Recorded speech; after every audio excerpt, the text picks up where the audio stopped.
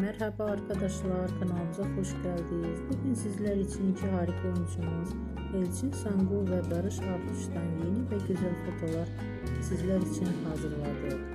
Barış Arduç dünden sevgili Benim için Üzülme, Kiralık Aşk dizisinde rol almış ve herkes tarafından çok beğenilmiş. Biz de sizler için onların güzel ve romantik karelerini hazırladık. Bu videoların devamlı gelmesini istiyorsanız da kanalımıza